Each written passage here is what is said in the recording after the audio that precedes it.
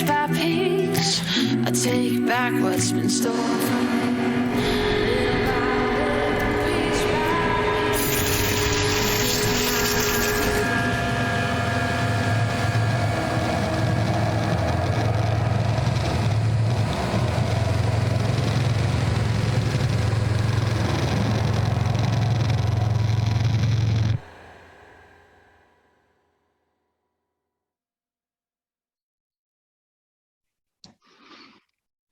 Hi, yes, hello. Welcome to the Red Intermission. Hi. I was sent that intro this morning, and I literally did a happy duck gift dance in my living room, and I watched it I think 10 times in a row before, and I made my family shut up. I was like, sit down and shut up, I'm putting something on the TV. And I put it on the fucking TV, and I was like, how cool is that? and both of my girls were like, that was pretty fucking cool. I was like, yeah. My wife was like, stop swearing. I was like, okay. But that was that was my morning. Oh,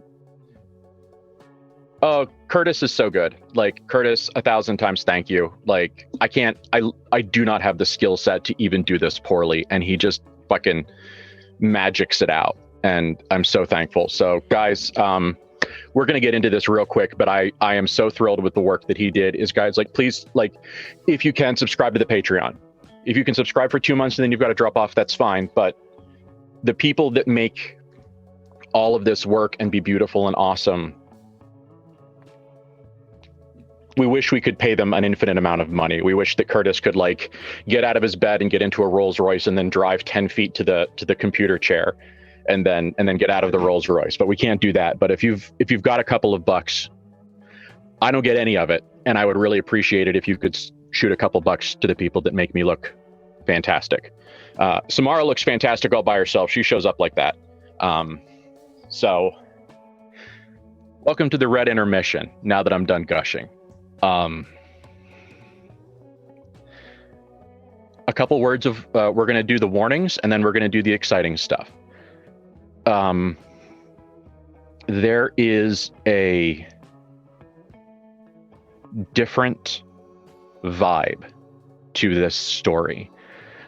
We had a long conversation last night that got everybody very hyped and excited, and we took a bunch of terrible ideas and made them more worser by combining them. Oh, they're so bad. It's so bad. So I feel like we need to go over a couple of things. Because this is a very different story. It's a very different animal, and we're going to try to do it quickly because we got some shit to do. So first of all, additional content warnings in addition to the standard kind of content warnings. We are going to be playing in the space of MK Ultra, the extremely exploitive, extremely abusive, absolute violation of humanity and human rights that the American government perpetuated on paper, not a conspiracy, that they perpetuated for many, many years, including the years that we are playing in. It was real. It really happened. It was a real thing. Incredible. It was really fucking happened. It is distressing shit. Do not Google it unless you're ready to learn some distressing shit. Samara Googled it and she made that face. Like, it's a mess. It's a hot mess. And we are going to be playing in that space, which means that we are going to be playing in government conspiracy and experiments on unsuspecting American civilians and drug supplies and kind of some of that stuff.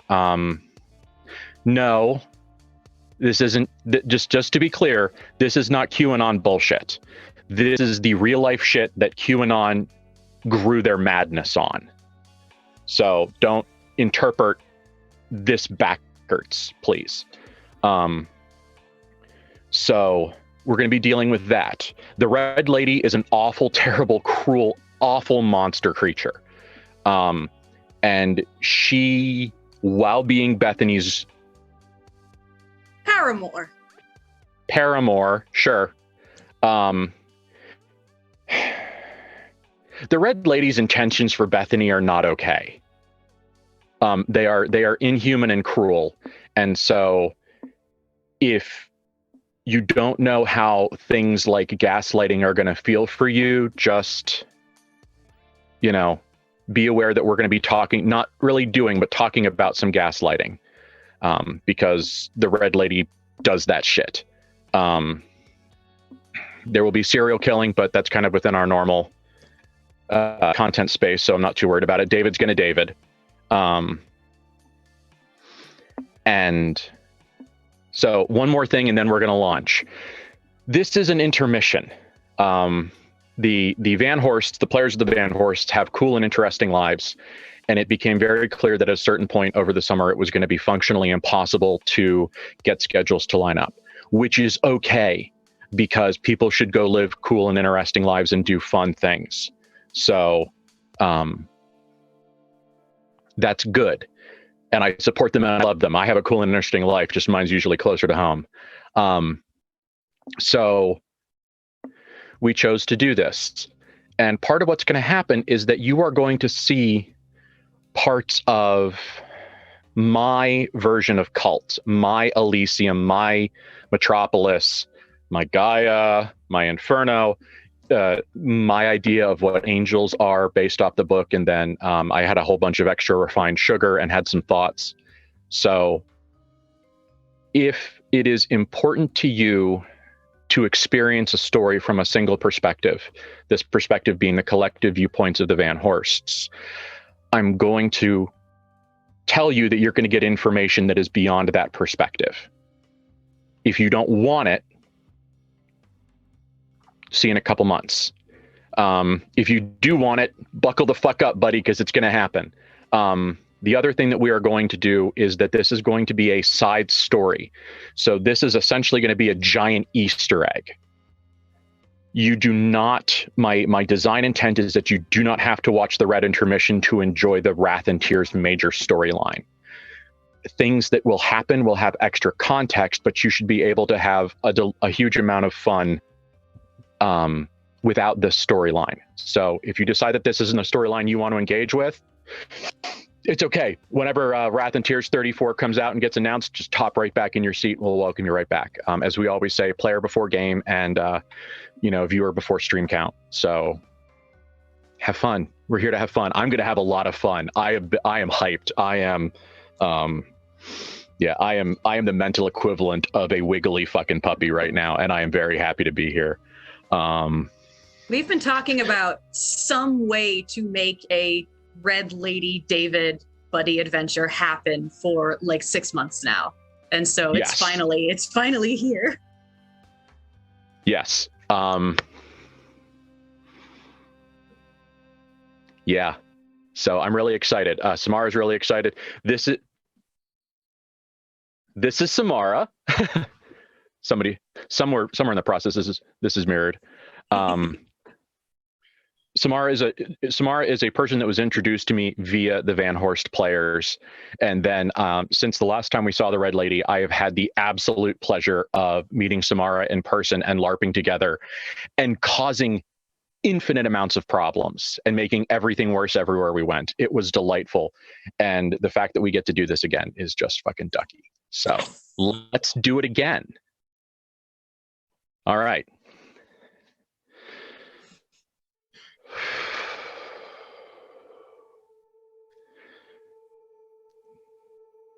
There is a small town. We've been there before. It is in the center of the radioactive specter of death that the atomic tests drift across the land. And at the edge of this town, there is a Sears house. Sears, yes, the brand, they used to sell you a house and they would drop it off in big pallets and you could build it yourself. If you reach back into your visual imagination, if you have one in your visual memory, if you have one, and you think about like a classic 1930s, 1940s farmhouse, there's an extremely good chance that the house you're thinking of is either a Sears house or a copycat of a Sears house. So if you imagine like Kevin Costner somewhere over there, like if you just imagine the classic American farmhouse, that's what you're going to see. But there is a vibe. There is no farm here, parenthetically, anymore. Although the smell of cow shit does drift gently on the wind, as everywhere does within many miles of cows. And everything here has been attacked. The gravel, the hard packed gravel driveway, the tar and chip driveway has been nibbled as if the ground has reached up with claws and just very gently and patiently nibbled at the corners. The wood of the house has started to fade and creak and twist. And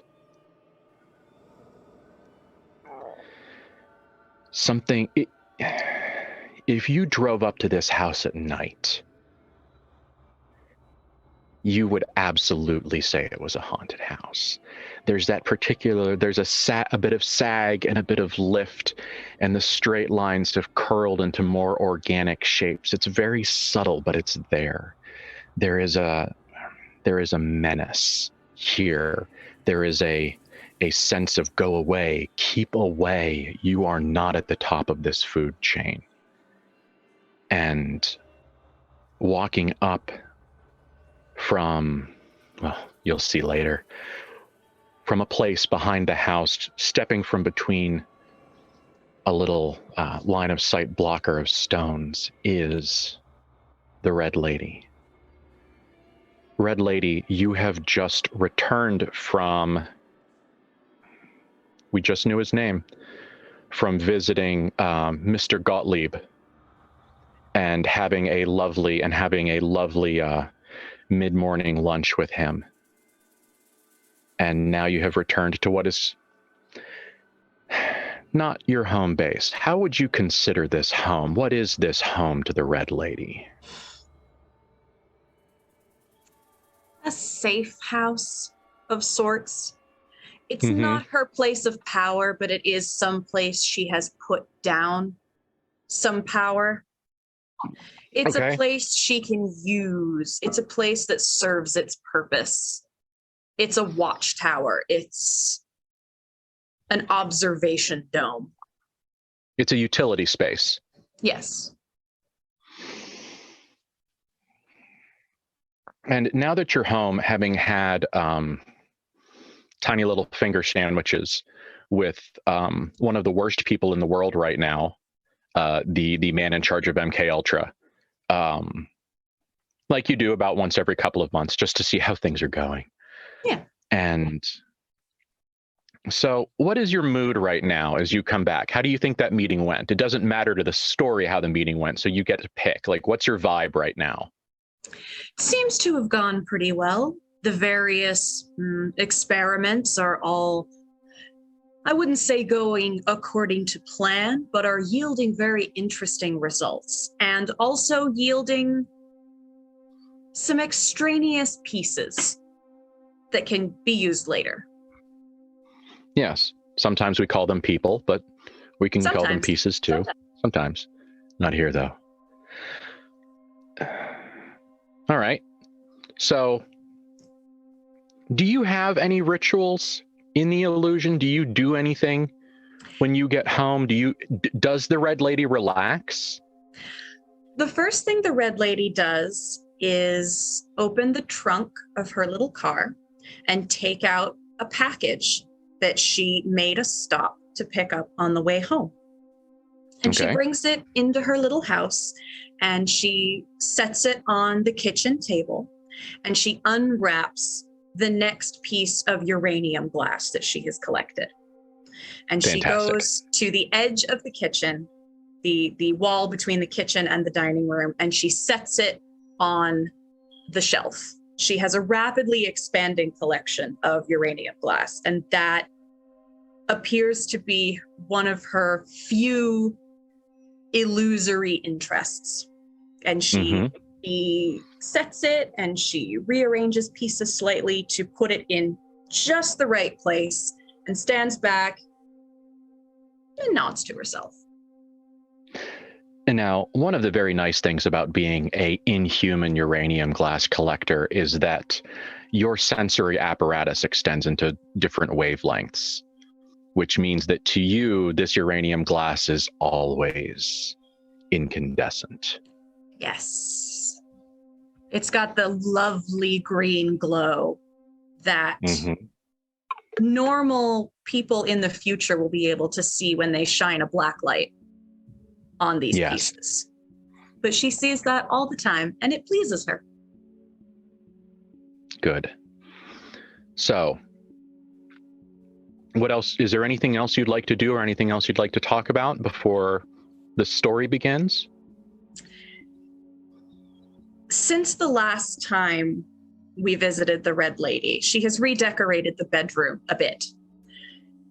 In the sense of when someone walks into the lair of a serial killer and they see sigils and paint on the walls and red string and clearly where candles have burned and damage to certain places, scorch marks, blood splatters, it is now a much more useful room than just for sleeping.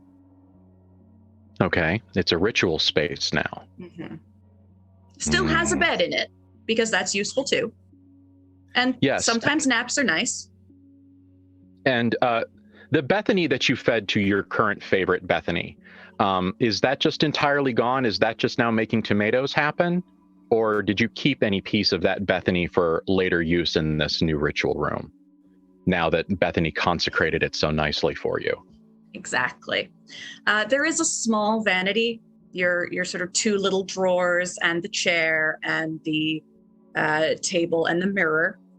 And on one corner, the way someone might keep a music box, there is a jawbone. Okay, perfect.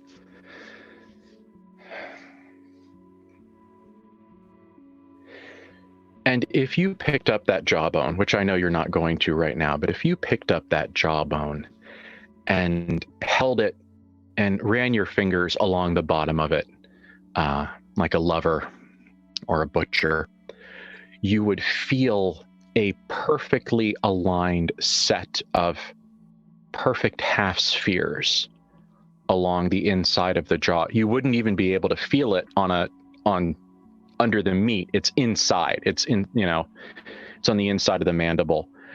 But there is a series of perfectly round hemispheres, and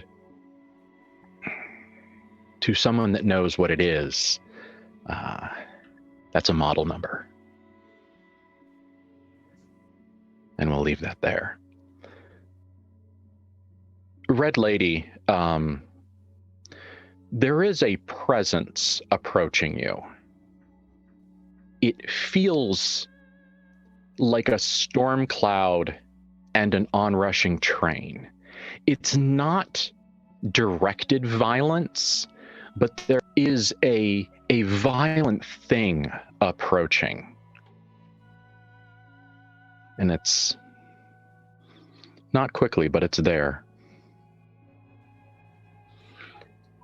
The Red Lady goes into the kitchen and puts the coffee on. Okay. Do you have any idea who is coming, or do you just putting the coffee on principle? Partially on principle, but the more she concentrates on it, there is an air of familiarity to this sensation. Yes. You have several layers of, one could call them wards, one could call them extended senses. But as this thing travels through them, it gets to what you generally consider to be the edge of your territory. The spot in the illusion that you have marked as your own, where you have empowered your presence and brought more of you here. And just like last time, that onrushing train slows to a stop right at the edge. And now the illusionary sounds of tires crunching on pavement and the crackly clack of a mechanical brake and the engine turning off and it kind of coughing to sleep like a lion dying of tuberculosis. And then a door opens and slams shut. It is at that point the Red Lady realizes that this presence is empty somehow. The last time she felt this presence, it wasn't alone. And this time And now it it is. Yes. And then the new thing happens, lady. That presence invades your space. It steps over your line. Oh. It steps off the map and into the Here There Be Monsters. Not quickly, and right down the middle of the road. There is no stealth in this process. But it did something it didn't want to do last time. And it is alone.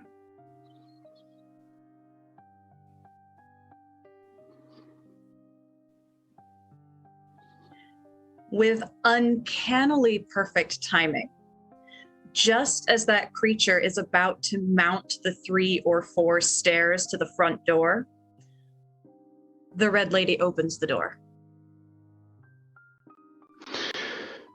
And she beholds a man at the end of his chain. David, the driver, the saint of murder, the priest of war, the Razide in waiting, stands at the bottom of the steps, and a thrill probably goes through the Red Lady because David is a shambles. He is dirty, and he is I can see the word in my head, dishabilly or dishabilly. Like he's all messed up. Yes. Never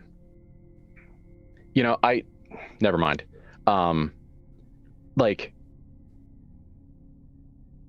you almost think that his shirt is off by one button, or somewhere like here he skipped a button.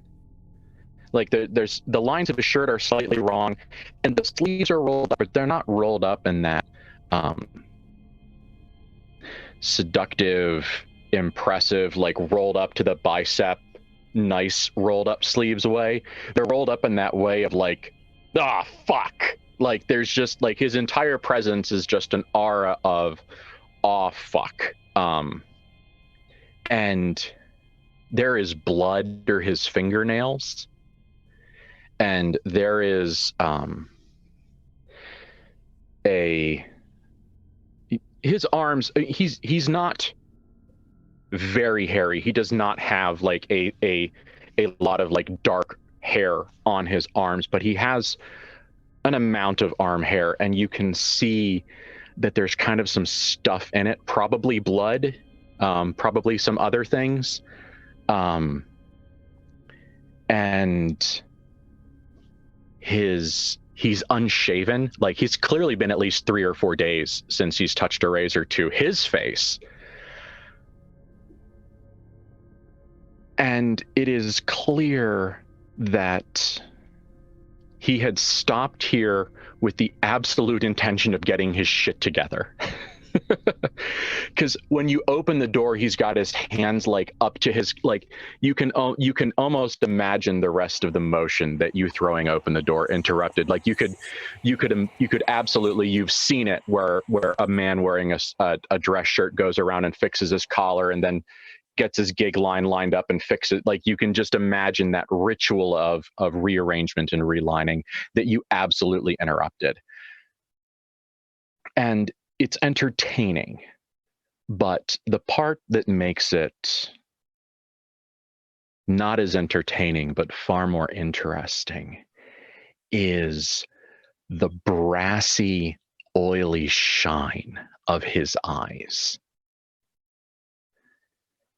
and the intensity in his gaze that borders on the feral.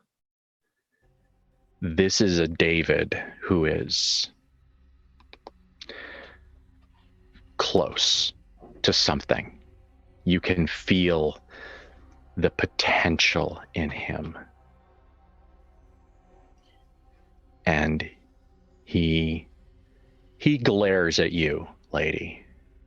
Not at you, you're just what he's glaring at. You have a feeling that everything he's looked at lately, he's glared at. The Red Lady is constantly calculating the best way to keep someone slightly off balance. And because of that, she leans slightly against the door frame and says, "You look like shit."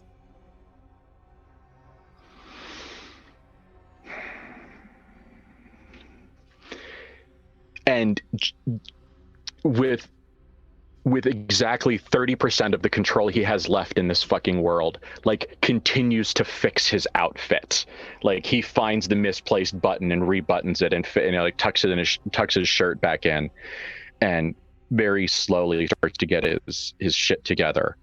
And he says, "They're missing. They're missing, and they left me behind, and I don't know where they are." Coffee? And without waiting for him to answer, she steps back to allow him entry into the house. And he cracks his neck with the sound of a spring,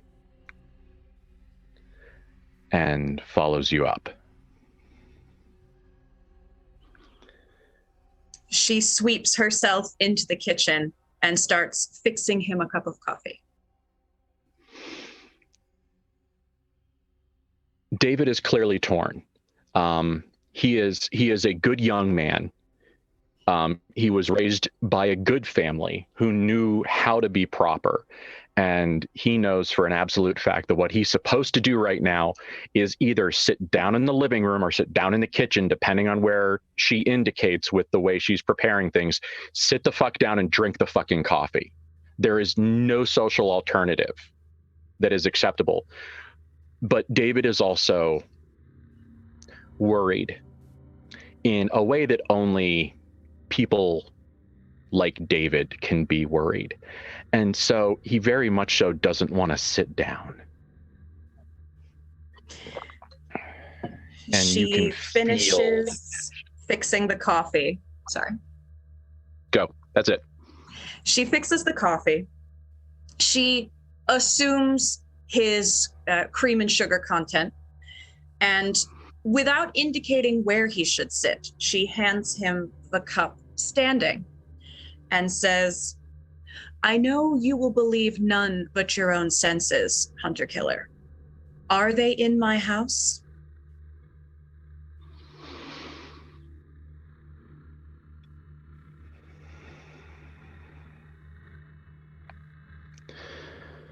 Not that I can tell. Now we can converse. Okay. He's holding the cup in his hands, absolutely like looking around, trying to figure out what he's supposed to do. Does she just let him hang? For a couple seconds longer, and then she goes around him to the sofa love seat area. And she takes a seat herself and offers him the rest of the soft things to sit on. Okay. And he does.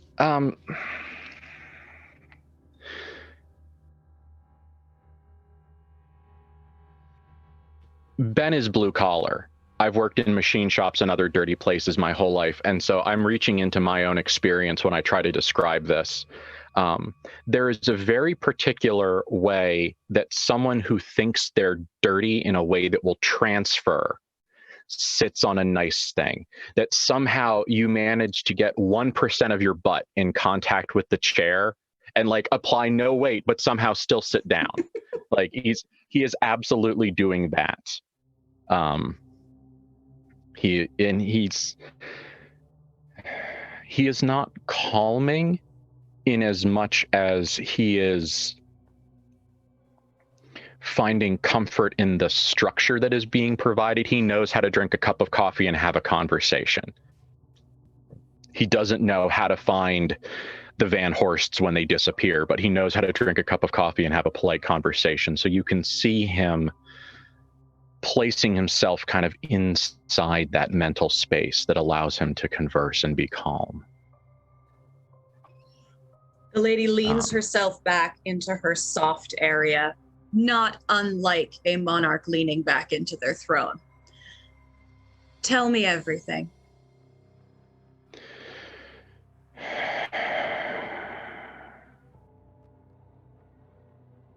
Wow, Ben's trying to remember.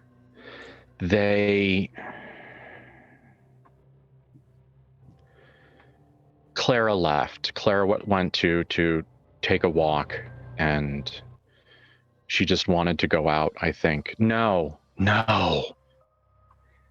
They found a church.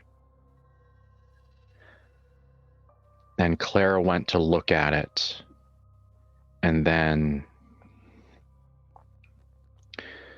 Matthew sent me to get something.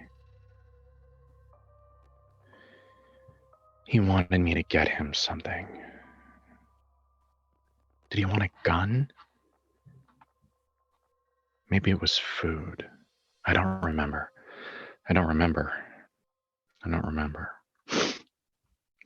He sent me, and then when I came back, they were gone. And then I waited, and they were still gone. And then I waited more, and they were still gone. And then I got worried. And then I started acting worried. And then I realized I needed to get out of the hotel before I got very worried. And so I went to the church, and no one was there. And there was a burnt shadow on the wall. Forgive my assumptions, but the Van Horsts don't seem the church-going type. No, they're not.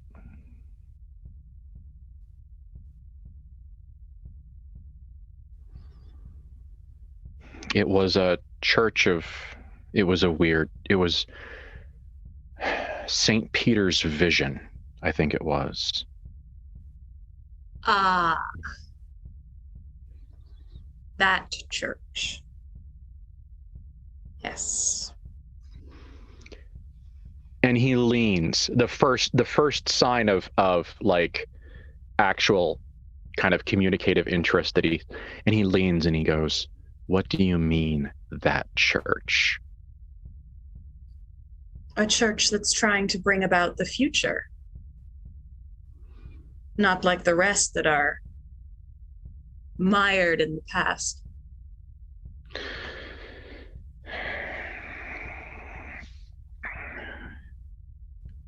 What, they're trying, what? Don't all of them want him to come back? Isn't that the idea? Isn't he supposed to come back and fix everything?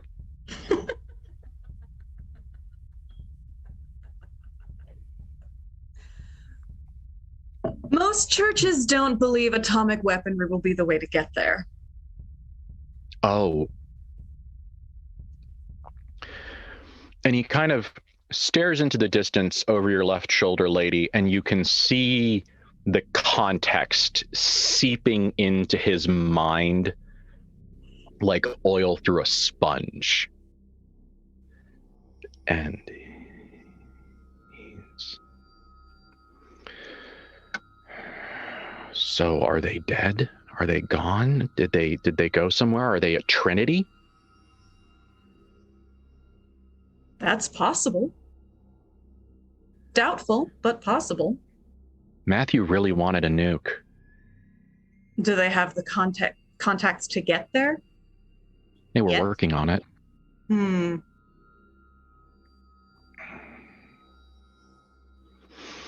I don't believe that church has any additional out-of-the-way compounds.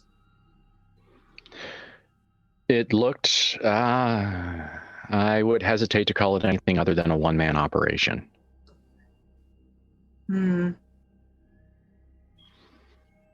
I should check to see if he was one of Gottlieb's rejects. And she tilts her head as if she's like making a mental note.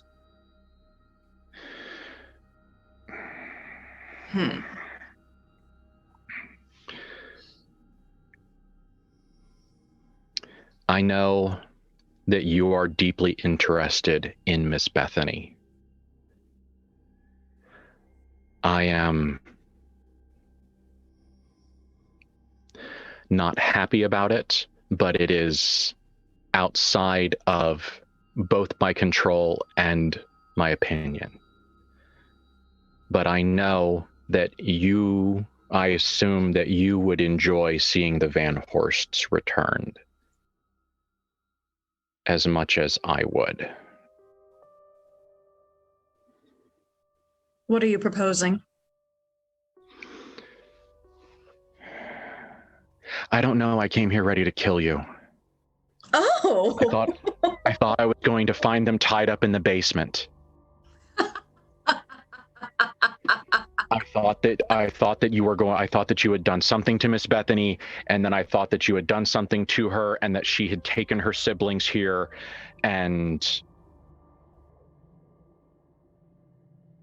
My sweet hunter killer, this house doesn't have a basement.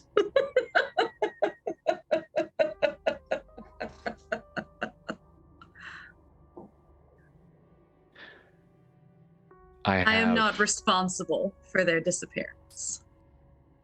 I am as surprised as you are. You're a little jauntier about it, though.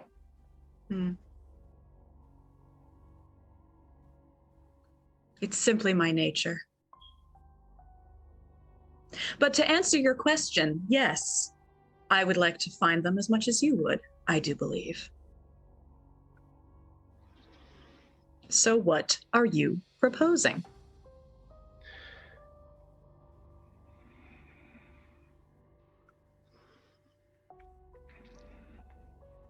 Ceasefire.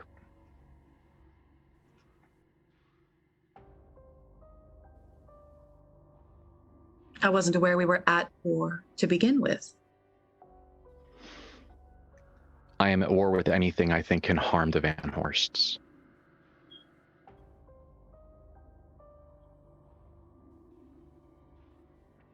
Can. Yes. Would.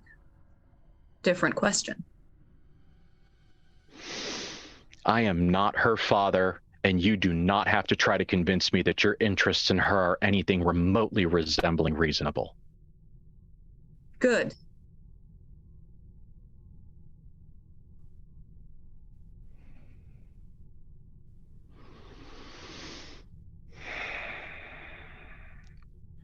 Ceasefire and teamwork until we can recover them.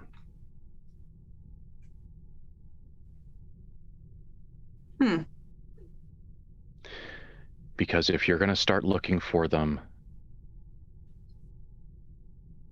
and I start looking for them, we're going to start looking eventually in the same places. And I would rather walk into the dark alley at the same time than at opposite ends.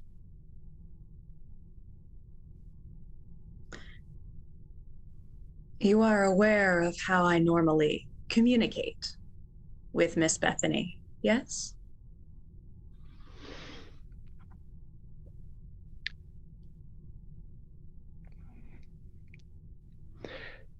They don't tell me things like that.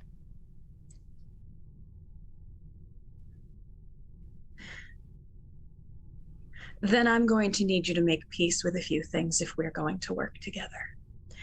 And she gets up and she floats into the bedroom. And metaphorically or literally? Little column A, little column B.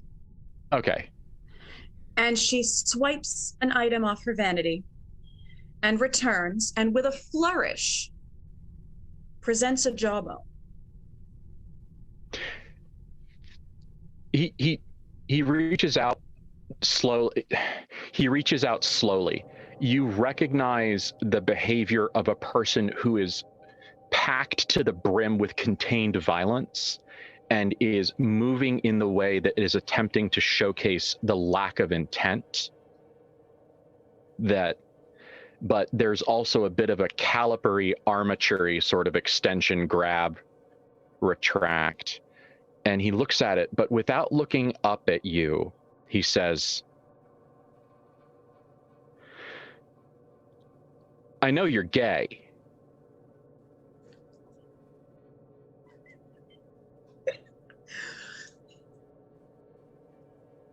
I know that you and Bethany are whatevering along, and fine, doesn't bother me. He lies. And so if you think that I'm gonna act a fool because you like kissing Miss Bethany, I'm not. So if that's what you're worried about, we don't have anything to talk about.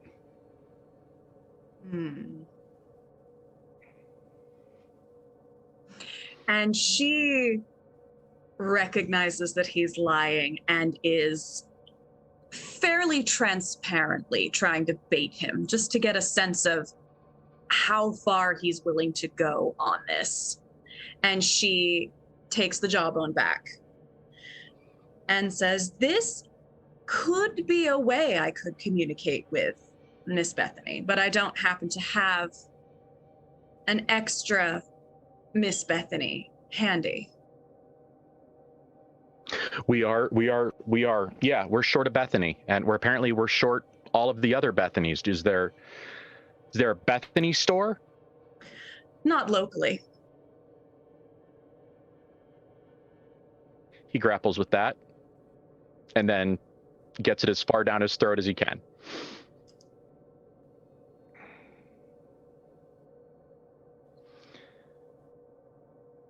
So what are you going to use it like a tuning fork? Are you going to dowsing rod? Like you're looking for water? And she looks at the bone. I suppose I could. But there are much more potent methods of finding people. I have the people. I just don't have the right place. What kind of a place do you need? I've driven into some weird fucking places. I might have you a place. I need a place. Worlds between illusions. Bring it back down here. You need a fortune teller spot?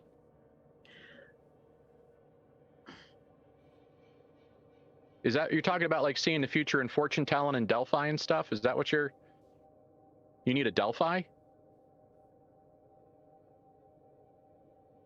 Yes. Like the Oracle in Rome. The Oracle. Yes. Yeah. Why? Do you have a place in mind?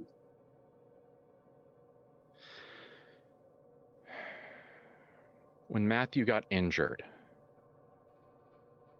we took him to a hospital, and the hospital was weird. And you see, here's the thing about the basement, ma'am, that I'm not entirely sold on, because you see, the hospital didn't have a basement until they found the basement, and there wasn't a basement, and then there was a basement, but it was also going upstairs. And I killed a couple guys, which I guess is okay because they weren't really guys. But in the basement, there was mushrooms and people, and they were telling futures and doing weird stuff like that. And I pretty much just killed people until the Van Horsts told me to stop, and then Matthew killed the rest of them because he was offended.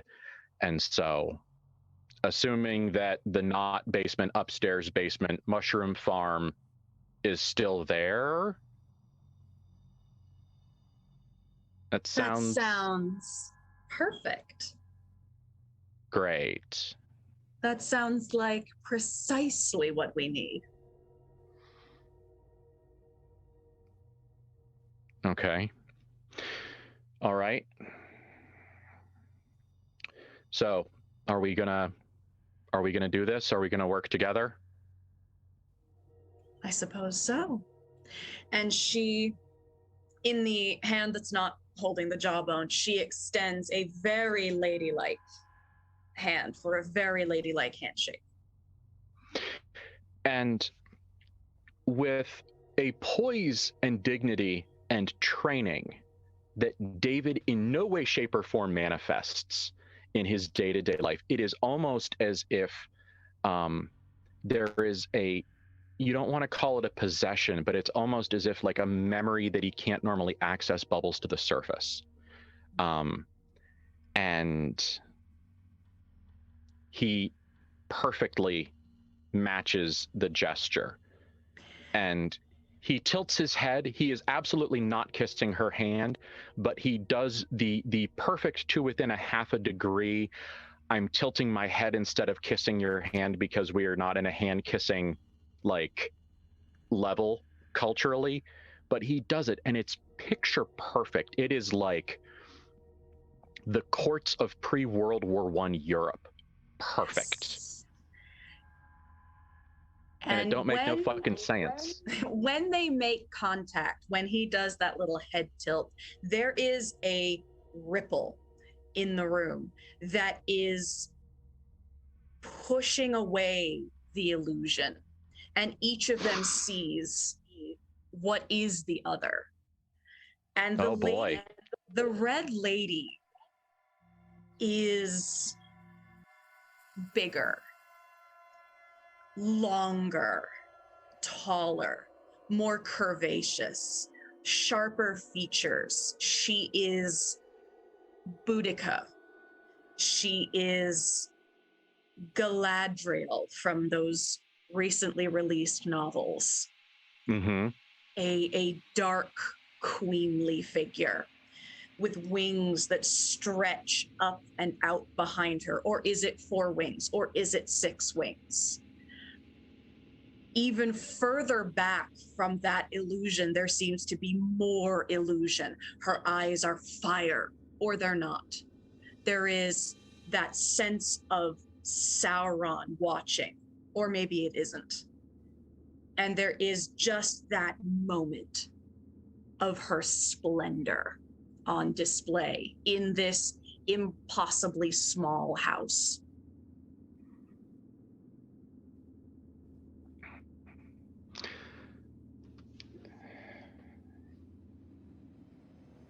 And David, in many ways, is many things that the Red Lady is not. Where she expands, he remains the same. Where she reveals laminates of reality, he is one layer away from what he is. He is an illusion skin, and then he is his truth. It's almost adorably uncomplicated, but what he is underneath the lie is a war machine. His joints are articulated.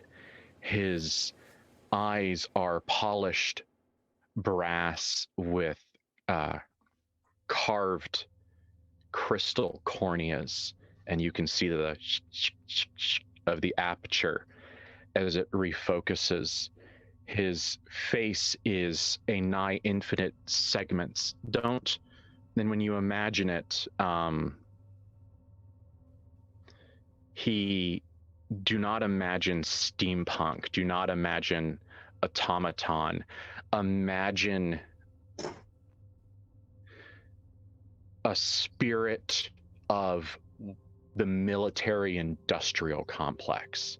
This is not steam and pistons and cogs. This is precision machining. This is casting and annealing and pickling and machining and riveting and welding and everything perfectly marked. And you are almost certain that if you ever had the opportunity to take David apart and render him down to his individual literal components, that each one would have a serial number. And somewhere in this vast mess of shit, that there is a book with all of David parts and all of their numbers. And this all makes a lot of sense. You're fairly certain you know what's going to happen here, what terrible curse has been invoked through him, and the endless, endless hell that awaits him once you just give him one more push. All he needs is a worm now. But on his chest, as you were thinking about all he needs is the worm, on his chest, in the middle of all of this, and over here he has a gun. There is a KULT 1911 sitting where his lungs should be, and you can actually watch machinery producing spare cartridges for it. Like there is an ammo factory churning over here, and it's very interesting because clearly it's working, which means that he actually has used it lately. Like there were empty spaces that bullets needed to be filled. And right on his chest, like the mark of fucking Cain, is a shining, iridescent, silvery chrome handprint melted right over his heart. And if you look very carefully, you think you can see the vague outline of some dog tags, as if a red-hot hand made of Metropolis pressed those dog tags into his chest and marked him forever. Is it a recognizable hand shape?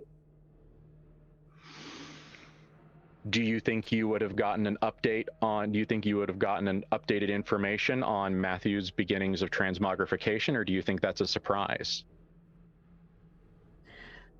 You haven't really conversed with Bethany lately.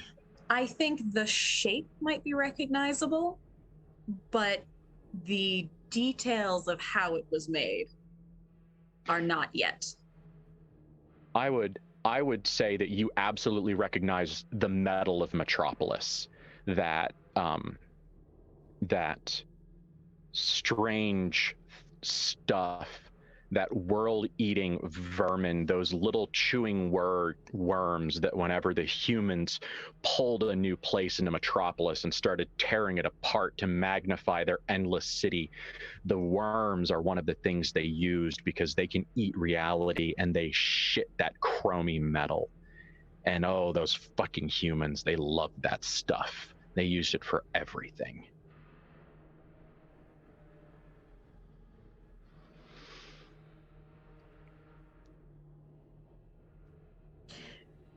And this son of a bitch, in all of your magnificent angelic glory, in contact with you, looks at you and gives you the blandest single eyebrow.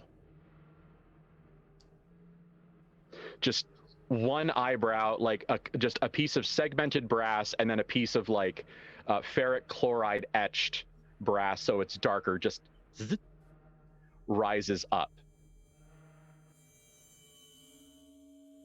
And he says,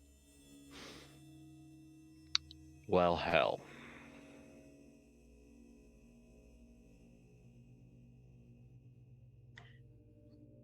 That's a lot. You're a lot. And the red lady seems actually genuinely surprised. She is far more used to humans who quail at the sight of her, or go mad at the sight of her, or are enthralled or in love and besotted at the sight of her. And she raises both eyebrows in response as the last of the ripples settle like in a pond and they return to those illusory shapes. It goes, well, are you driving? Can you even drive? Of course I can. Come on. And as they walk out of the house, do they wrap themselves in their illusions once again? Yes, they do. Okay. And as they're walking towards the car, she looks over at him and goes, are we going to need to get you a new shirt? There's no holes in this one. Oh, do I not look fancy enough for you, ma'am? No, hunter killer, it's the blood. It's a black shirt. It doesn't show up. That's why I wore black. Oh, right. I forgot. I'm planning ahead.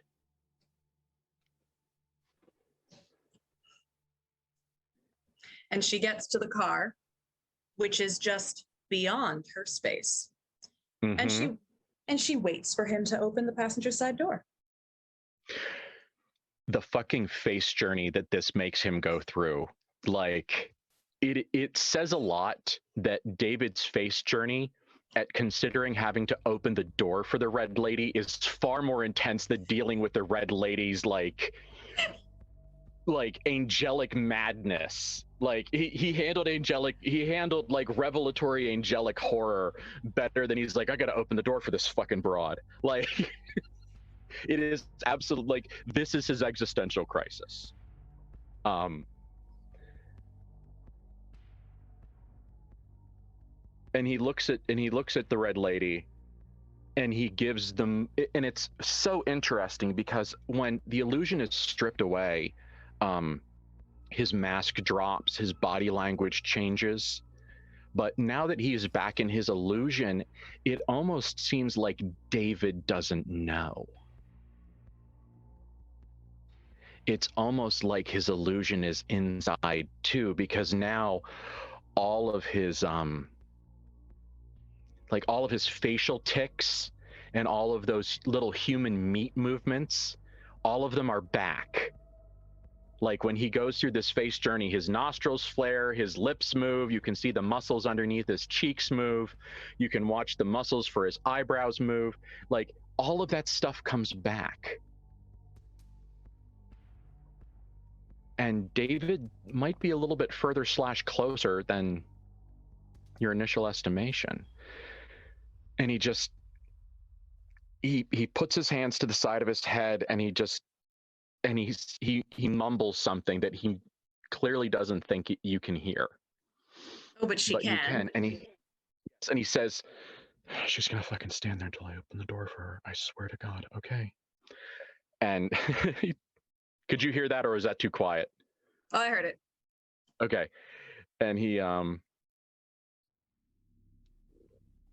goes around and he opens the door for her and just copes.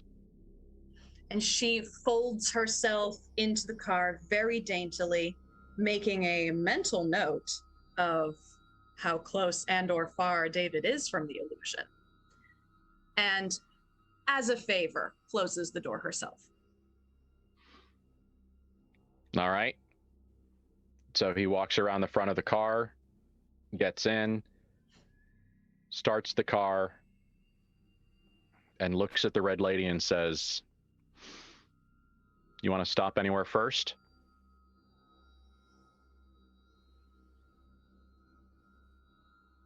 I could go for some chocolate, couldn't you?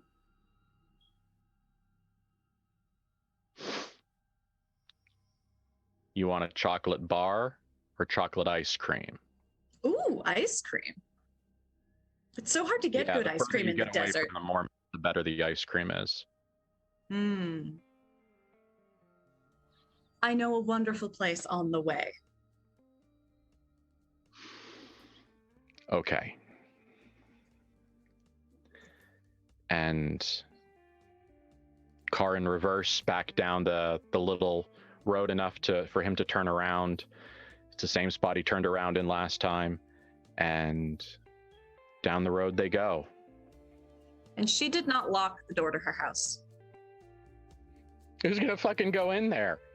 Woe betide the fool who decides to try and rob the house of the Red Lady. I'm not even worried about the person. It almost makes her want someone to try.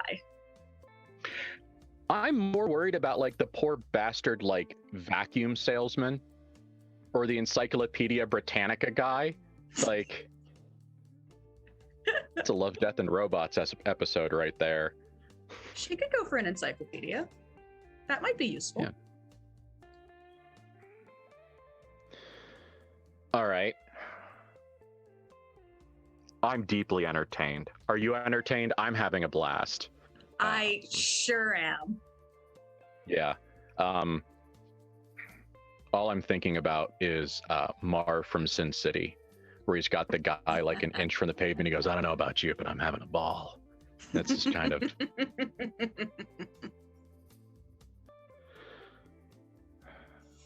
So, this ice cream shop, is it of note, or is it just the place that you make David stop and get you ice cream in an act of, like, of nigh unwilling service? Of establishing dominance over this hunter-killer bot, yes.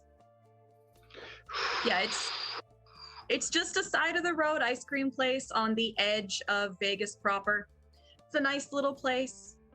She looks wildly out of place there because she's dressed slightly fancier than you would expect to stop at a roadside ice cream joint. She's not Night on the Town dressed up, but she's an elegant lady. Not wearing the house dress that she wore last time the Van Horst saw her. Mm-hmm. And she buys him an ice cream cone if he wants one.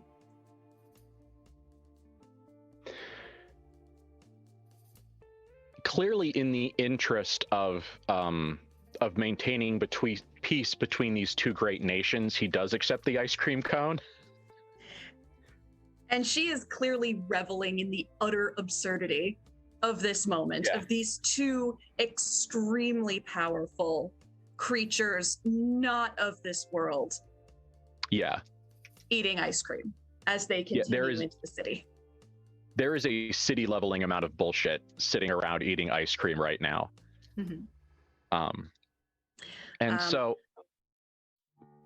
the thing that you pick up, that you register in the minds and thoughts of the people around you using your "you look like a Michael" power.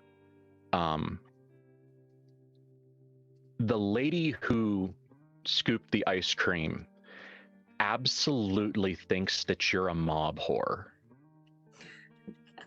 She absolutely thinks that you are a sex worker for organized crime and that David is your bodyguard. Because he's a little scruffy, he's a little messed up.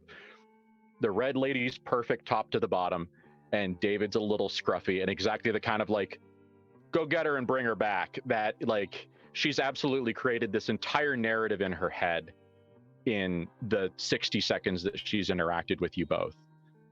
And the Red Lady is perfectly fine with that and finishes the interaction with a little wink. Okay. That wink's gonna bug that lady for a while. Good. Yeah. So as they sit eating their ice cream cones, the Red Lady found a map in the glove compartment of David's car and is showing him the best route to a halfway house on the outer edge of the south side of the city. It's a area that hasn't been fully developed yet, so it's still kind of semi-construction. It's very desert. It's not a particularly nice area. David's mind goes back to the fucking shack that the nuke zombies showed up at. And clearly he's got some kind of a really strong opinion about shacks on the edge of town. Weird. He has big feelings about shacks on the edge of town. Wonder why. And he says to you, "You didn't bury any hearts in the ground around this place, did you? No. Not this one. Empty dead bodies. Okay. Just not this one. Not this one. Not this one. Fine. Fine. Fine." So Had some experiences? they didn't tell you? No, do go on.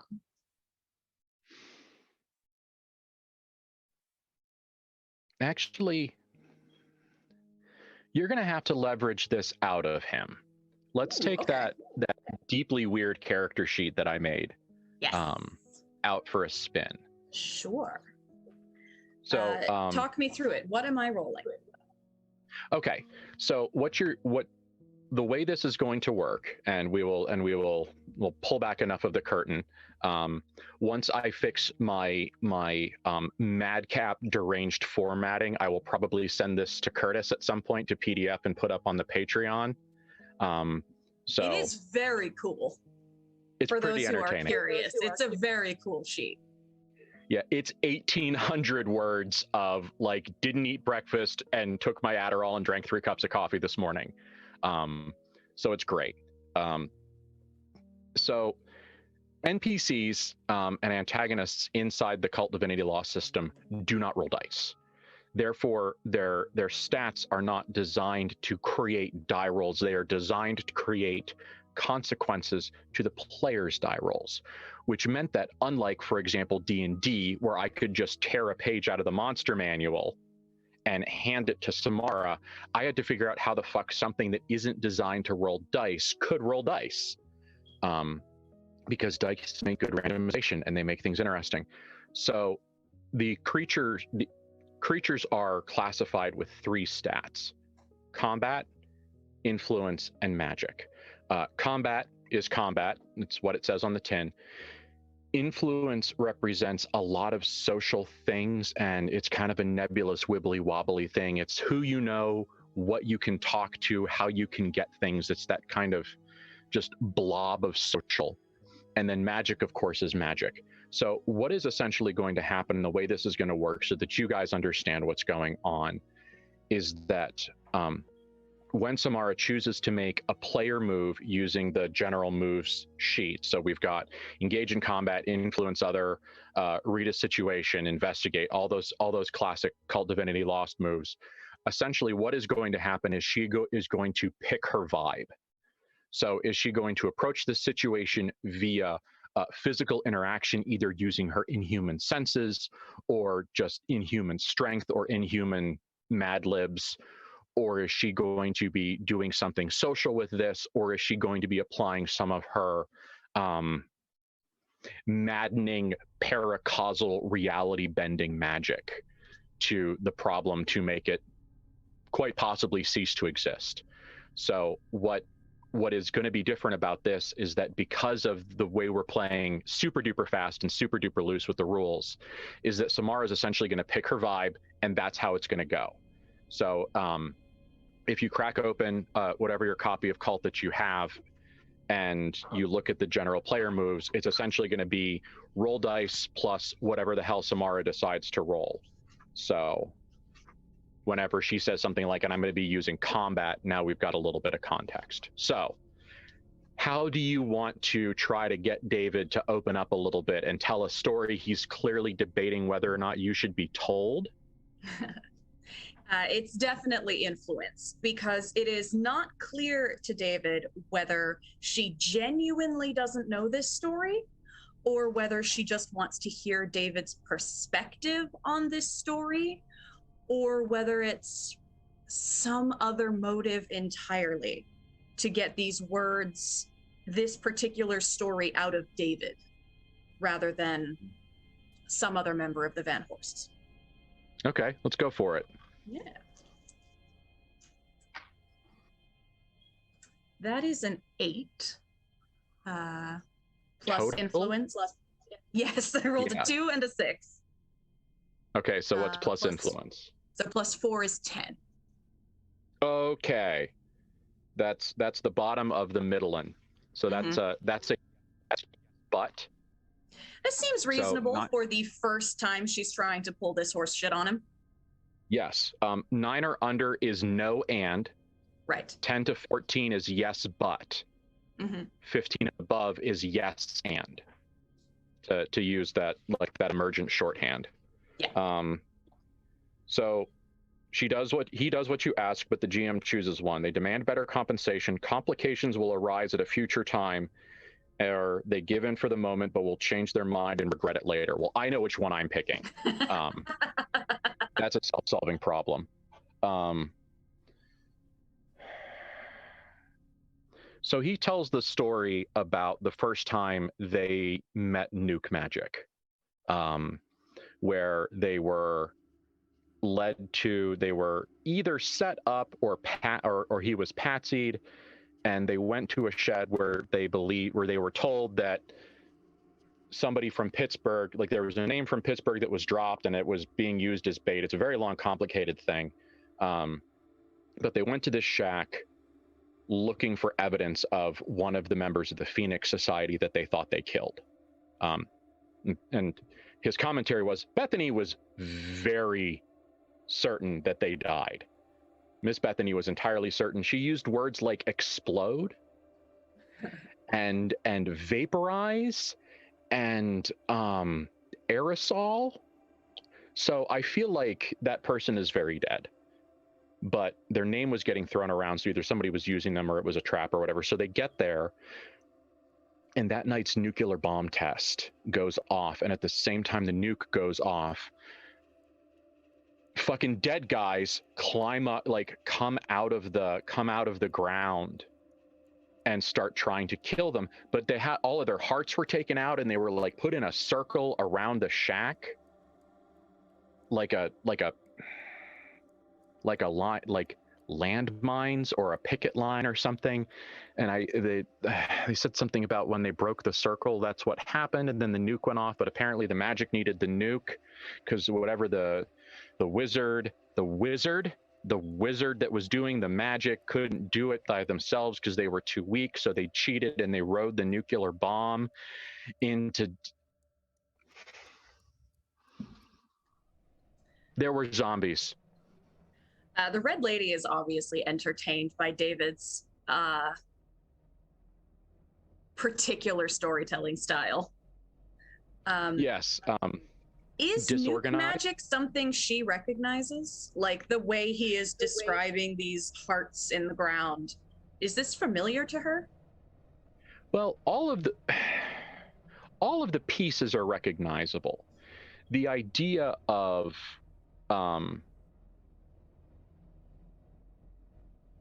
removing something's heart and then doing something ritualistic with the heart and using that to make the body move around, you'd buy that right off the shelf. There's no haggling there.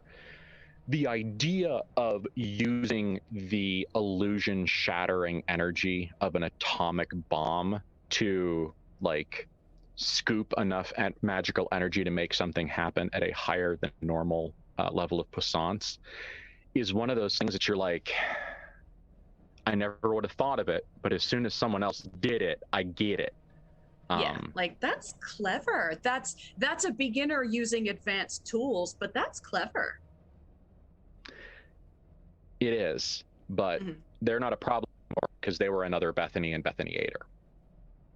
Oh yeah. So when he finishes the story, particularly because he asked her about burying hearts, she leans forward and puts a hand on his arm in that sort of comforting gesture that people do that's a little bit too familiar for a lot of people. And she goes, I think before we move forward, I want to assure you of something. The Van Horsts are indispensable to my plans. And though you do not trust me, and I don't blame you for that, I would hope that you would trust that no harm will come to them from me. Until you decide that it's time for harm.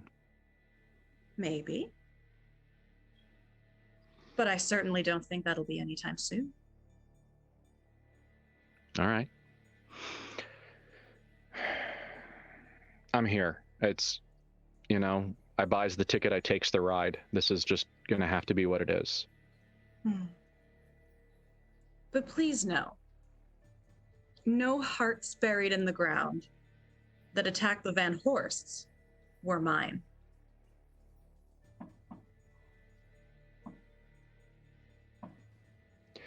My neighbors are setting off fireworks.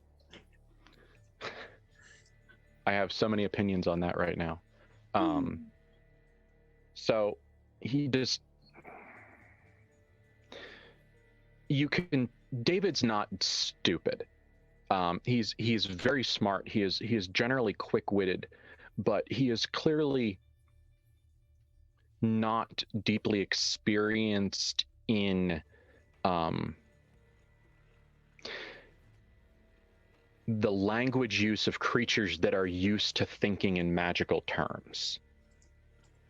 The very careful specificity of things like, I have no harm, da da da da da. Like, that way of thinking and talking is not what he's used to. He's used to very direct and straightforward conversations. And so you can tell that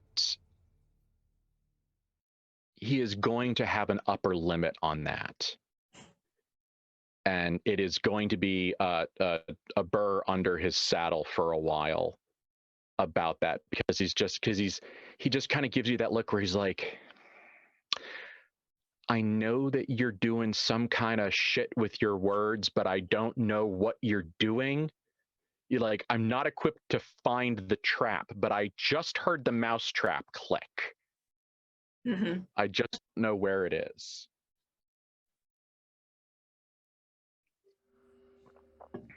So. The Red Lady just wants the Van Horsts back, just like David does. Yes, but why? I think is really just there's just like an old-fashioned bright light bulb Las Vegas style sign in the back of his head that just goes, yes, but why? Mm-hmm. And that's just there all the time. Yeah. He can definitely understand that they are working towards the same goal right now. And so for those purposes, they can trust each other and work together. But what happens after that is a big old neon question mark. Yeah. Wouldn't it? I just had this mental image of us like finding the Van Horsts and giving those characters guidance to return home and accomplishing these characters' goals, and then like the Van Horsts come back and it's just David and the Red Lady, just in like WrestleMania 12, just slobber knocker. Our alliance is over. Yeah, and they walk in like I think it's Crispin Glover. Where he comes back in with the pizza and there's like a fire and they're trying to put it out with the coat and there's all sorts of shit going on, and that's just walking back in the room. Communities. Yeah. Yes. Yes, exactly that. Except that's Bethany. It's Bethany with the pizza going, oh no. Right. Yeah. So when they get back in the car, the Red Lady opens the door herself and she puts herself back in the car. Okay. We already had that dominance establishing moment. We don't need to do it again. Yeah. So, this halfway house is your piece of story, Samara. So, okay. I have nothing that will get in our way. So, if you'd like us to get there now, we can. Yeah. Let's all right, get tell to me this about halfway house. It is a place that is caught between being unfinished and being ramshackle. It is entirely unclear looking at this building if it hasn't been finished or if it has been left to fall into disrepair, because it is in this part of the city that is not yet expanding or just starting to expand out into the desert. So it is this sort of sun-faded building, or was it supposed to be that pale? And the front porch isn't finished, or has it fallen apart? It's hard to tell. But it has a little sign above the mailbox that is called Shady Oaks Halfway House, which is patently absurd because there are no oak trees anywhere in sight. There's no natural green shade anywhere in sight. And so it's clearly, this was a name taken from somewhere else and put on this building because it serves a similar function. And they pull up outside the chain link fence surrounding this little property. It's a multi-story building, but 2 or 3 stories. And the red lady gets out and she goes, "I'll be right back." And she swans up the steps, and without knocking, without ringing the doorbell, she goes inside. And the interior is, again, it's the kind of shady that comes from an old broken down house. It could be pleasant. It is cooler inside, but the light is coming in at weird angles. Like there's a window that's half boarded up, or maybe the glass never got put in. And so there's slanting light coming in at a strange angle. And there is dust or maybe construction material on the floor. There is a threadbare couch and love seat set off to the left in what is ostensibly a living room with a little black and white television sitting on crates, like donated crates because there's no TV table. And she heads up the stairs to the second floor where there are a number of closed doors. The paint is either peeling or was never properly applied. And she goes down the hall to the last door on the left. And there she knocks. Okay. And this is all you, Samara. Just keep on going. Sure. Tell me the story. Yeah. Okay. And she waits a few seconds, what feels like an appropriate amount of time, and not hearing anyone, she opens the door. And in the room, which has that kind of striped floral wallpaper that has one single bed with your cheap wrought iron bed frame. There is a wash basin and what might charitably be called a little dresser, chest of drawers. It doesn't look like it's in particularly good shape. It was probably donated by some well-meaning person who wanted to contribute to this charitable enterprise. That's the sense of most things in this house. And on the bed, half wrapped in a threadbare blanket, is a figure. And she walks over to the figure and taps it on the shoulder. And it rolls over, and it's a man who might be in his early 20s, might be in his late 30s. He is thin and unshaven, but not bearded. And so his age is very difficult to determine given his life experiences. And he rolls over and he opens one eye, and then he opens both eyes. And he just kind of stares at her. It is a stare of recognition with something else behind it. And she says, "Come along, Jean. It's time to go." And he wordlessly nods. There is something in him that is disconnected from reality. It might be due to the track marks. It might be due to the lack of sleep.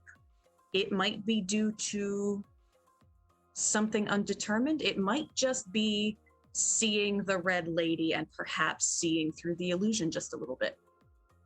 But he, in a way, like he is trying to keep his eyes on her as he reaches down under the bed and finds his shoes and slips them on, because he's already wearing faded jeans. Yep. Is this an obsessive? Is this an obsessive eye contact, or is this a herbivore next to a predator kind of never looking away? This is, if I look away, she might not be there when I look back. Is this reality? As long as I keep her in my sights, she is real. Okay. So a little bit of both. And what do you think is scarier to Gene? The possibility that you'll disappear, or the possibility that he'll lose track of you? That's a very good question. I don't know. It's fine. She doesn't care. I don't know why I asked. Okay. And she doesn't need to keep an eye on him. She knows he'll follow.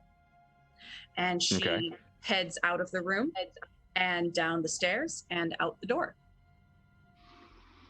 And he, as if he is following a prophet, follows her down and out the door to the car. Okay. David has not left the driver's seat because in his mindset, he's like, this is a smash and grab, or she's getting a gun.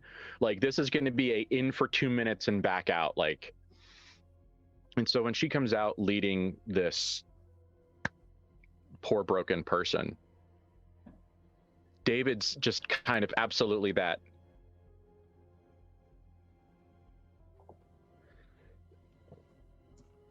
Mouth slightly open, eyebrows touching, Mm-hmm.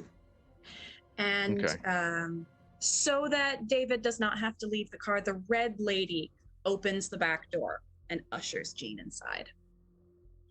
Okay.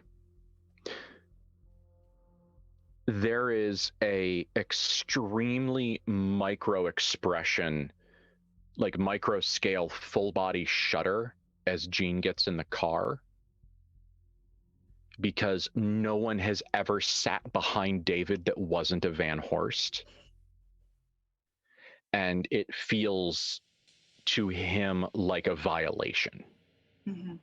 And it drives home for him in this moment how fucked up things are right now, that something that is so sacrosanct as the back of the car is now being violated by this grubby, funny smelling, eyed bum. And the red lady gets in the back next to Gene and looks in the rear view mirror at David and says, "Take us away." And with discomfort on his face, but steadiness in his actions, he then engages the car and starts driving to St. Dymphna's hospital. This is going to happen a couple times, guys. This is a new piece of story, and because of that, we are learning the lines and the veils and the reds and our yellows, and we're thinking of these things as we go through. So we want to give a heads up that the next scene is going to involve self-harm ending in death. Jean, whom we just met a brief moment ago, is not going to experience anything good. They're going to be everything that we warned you people were going to be. They're going to be manipulated. They're going to be head gamed. They're probably going to be subjected to a certain amount of reality altering substances and experiences, and it is going to end in their death unless the dice do something really fucking hinky. So if that's not your fun, that's okay. And we'll recap at the top of the next episode, making sure that the relevant information is not lost to you. So always make the choices that are best and safest for you. Yes. And you know what I say every game. So. And on a personal note, we are going to be looking at some of the negative effects of psychoactives, because that was one of the main avenues of MK Ultra. In real life, I am a proponent of psychedelics, but please use responsibly. Please always be mindful of set and setting. If you are going to trip, please trip with a friend, and be as safe as you can, so that nothing like MK Ultra ends up happening anywhere near your space. And just for texture, understand that at one point MK Ultra gave enough LSD to an elephant to kill it on the spot. The amount of drugs that MK Ultra put in people is not your afternoon adventure. Dozens, hundreds, thousands of times the dosages that people consume, either recreationally or developmentally. Like, this was bad shit from the start. So we are not saying psychotropics bad. We're saying MK Ultra did shitty, awful, terrible, inhuman things. The tool they used happened to be psychotropics. Most of the time, without telling the subjects that was what they were doing. Yeah, MK Ultra is terrible. Don't listen. Don't look it up unless you want to lose sleep. It's bad. Last podcast on the left did a great 5-part series on it that I just listened to. If you like your information loud and weird and full of swearing and the occasional bad joke in poor taste, I have to admit, but it is very explanatory. So anyway, back to the Ultra. Putting the Ultra back in MK Ultra. Here we are, and. So, boy, they did a lot to this fucking hospital. They sure did. Paint us a word picture. Yeah,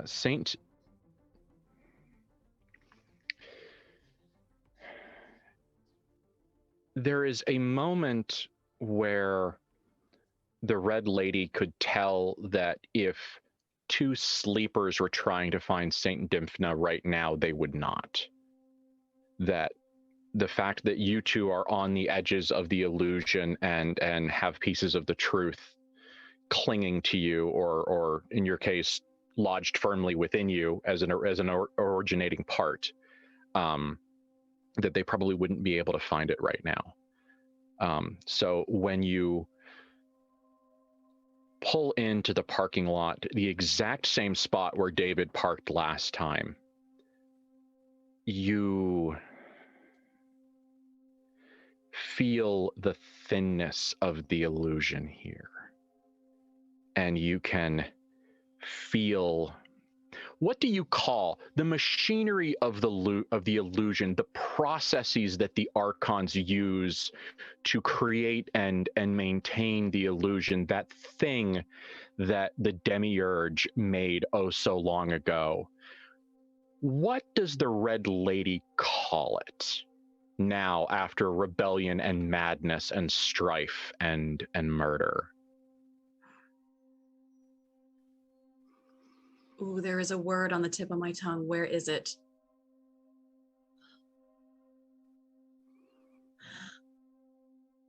What are the 3 steps of the magic trick? The last one is the prestige. Oh, I don't. The turn? I think it's the turn. As we both furiously Google. Yeah, 3 steps of magic prestige. Every magic. The pledge, the turn, the prestige. The pledge, the turn, and the prestige. Yeah. I think this is the turn. Okay. This is the embodiment of you don't get to see how the magic trick is done. Okay. Anymore. So in this little like just linguistic headspace, they consider the machinery of the illusion the turn. Yeah. The part that you don't see that makes the magic work. Yes, exactly. Okay. That.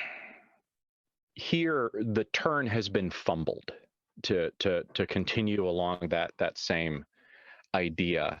A hand is too sweaty, a gesticulation a little too shaky, a gesture Maybe the box that the lady is trapped in doesn't unlock when the sword goes in. Yes, those kinds of things. The first thing that tells you about this, that really drives home the fact that you think David has brought you to a good spot, capital G, capital S, is the mucusy, dried, slightly fungal, weird, planty, meaty sort of splatter that's about 10 feet away that was the orderly. That was the person that was the monster that was so deeply dedicated to putting Bethany in chains the last time they were here. The Van Horsts really do leave an impression wherever they go. They do. And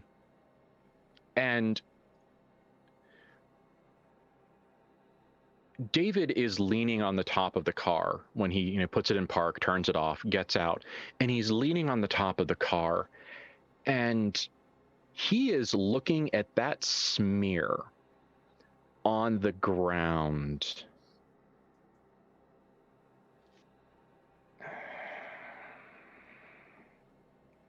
Like a lover. But not like a current lover. He is looking at this residue of non-human anatomy being disassembled, and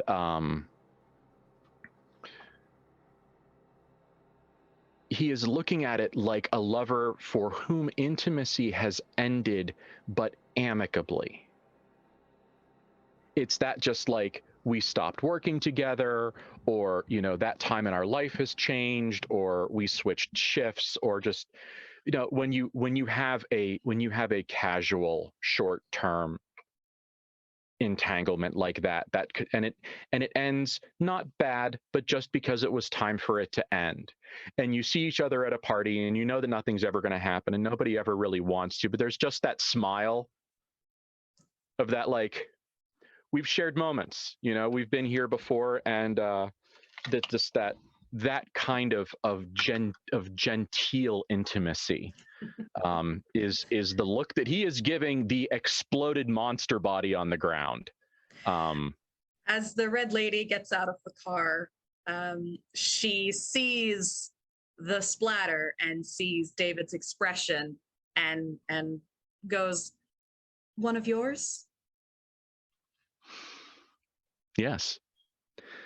This was the first time the Van Horsts actually told me to kill. A momentous occasion. That was being rude to Miss Bethany, and eventually I was allowed to correct that. And she just looks pleased as punch that something good was done for Bethany. Yes. It is difficult at this point to identify if David's fascination with Bethany is romantic or something else.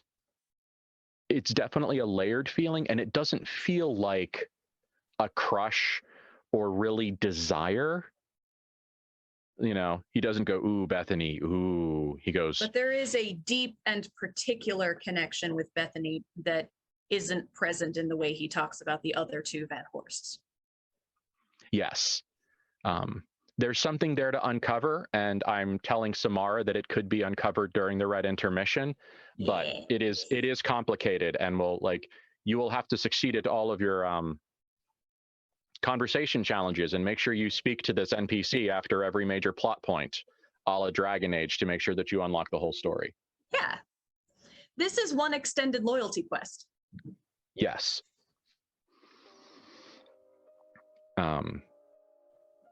Do you take Jean with you at this point? Yes, he follows the red lady out of the car, still in that kind of dreamlike state where he isn't completely sure that what he is experiencing is real. But if he closes his eyes or looks away for too long, he will get the answer.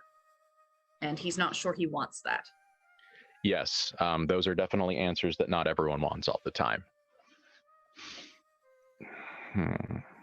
All right. So the last time they were here, the Van Horsts did a lot of fucking damage, both physically and spiritually to this place. And so there is a vital essence in this hospital that has been removed. It is weird going into a hospital that has had the life taken out of it, but it really feels like that this hospital is in hospice. Like, I don't like that sentence, but it's adequately descriptive.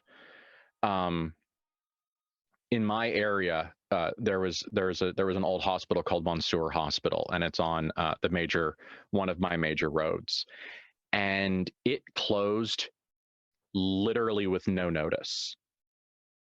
There's Monsour Hospital. It is a legal nightmare because they essentially said at the end of this shift, the doors are being locked, all the patients are being transferred this shift. They can do that? Mm-hmm. They did it. I am nowhere near educated enough to speak to the legality of it, but they fucking done did it. And so because of that, and this is the part that's been the mess, and you're going to go, Ben, where the hell are you with this? Just come with me on this journey. You're all used to this by now. And because of the way they did it, there was no paperwork cleanup. Like, it was a fully functioning hospital that just got fucking raptured. So there were untested blood samples there. There was DNA. There were medical files. There were X-rays and tons of confidential information. Yep, it all just sat there. Like, the building got raptured. That place got to be haunted as fuck. Yes, well, it's torn down now, and I'm not sorry, because it was a lot. But if you ever want to see one of the weirdest fucking abandoned hospitals in your life, Google Mansour Hospital and read that story. If you're legally inclined and you do enough reading to have an opinion, please scream it at me because I am curious. So this hospital has a similar vibe. It is as if everyone in it just left. But this one doesn't have that kind of raptured vibe. It has that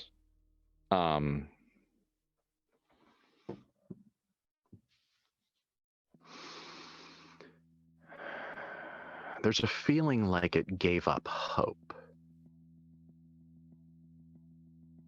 Like, if you've ever seen someone give up on a life-saving procedure like CPR or anything else like that, and there's just that there's that very sad mess that's behind an attempt to save a life that did not work for whatever reason, but it has that kind of empty, messy feeling.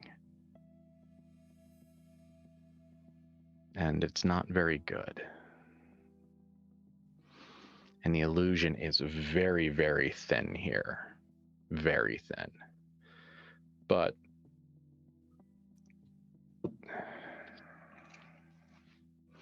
yeah, doesn't seem like there's really anybody here, which is probably good. maybe? The Red Lady breathes deeply, and it is a motion that is not just breathing, it is taking in with all senses at once, maybe more than 5. Yes. And as she breathes out, she nods to David. This is a good place. He knows what's good. Mm-hmm. And absolutely, the other thing that you can immediately smell as soon as you take that first deep sensory breath is a cornucopia of, I'm not going to mangle the word, so I'm just going to use normal words, of hallucinogenic mushrooms that of every conceivable, genus and species that is inside that psychoactive fungus umbrella. They're all here. There's some you don't know, but it mm-hmm. And the Red Lady gestures for Jean to come forward and lets him go in front of her and pets his hair the way she has done to Bethany a few times. Ooh. And lets him lead the way. There is an unspoken expectation that he will use his instincts to find the right place. Just let him explore the space. Yeah.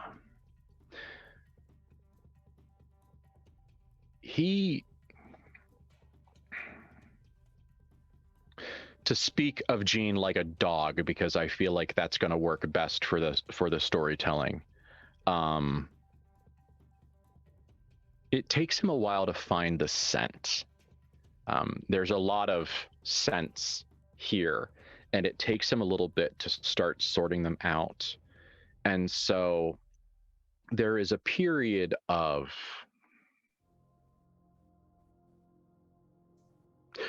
pointless wandering. There we go.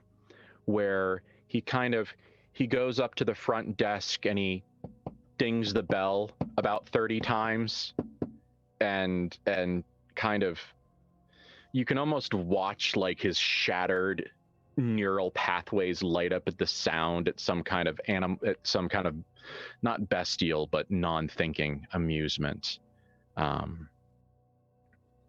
And he goes through a couple of drawers. It's very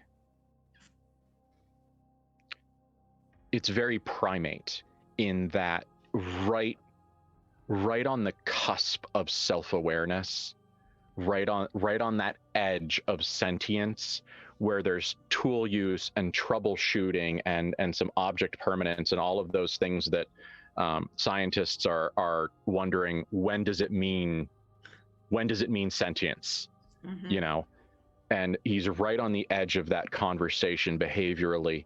So he's opening drawers that open, and he finds a pack of cigarettes, and they are bone dry, and he puts one in his mouth, and then he lights it, and it doesn't ignite correctly, and he forgets about it, so it just falls off of his lip a few seconds later. He goes into what looks like the waiting room, and so you've got those beautiful tall carafes for coffee, and he opens the top of one, and that smell of old coffee and grounds sealed in an environment for probably a couple or 3 weeks, I think is what we mathed it out. Yeah. It's such a short amount of time. Yes. As all this is happening, the Red Lady takes David's arm like mm-hmm. she's the wife, and they are walking their dog, and it feels almost like a Georges Seurat painting. But oh no. So very wrong. It's Okay. it's Sunday in the park with George kind of situation, but it's David forced to promenade with the Red Lady as Jean goes exploring. He don't like it. He don't like it, and as a matter of fact, he probably starts to try to pull away.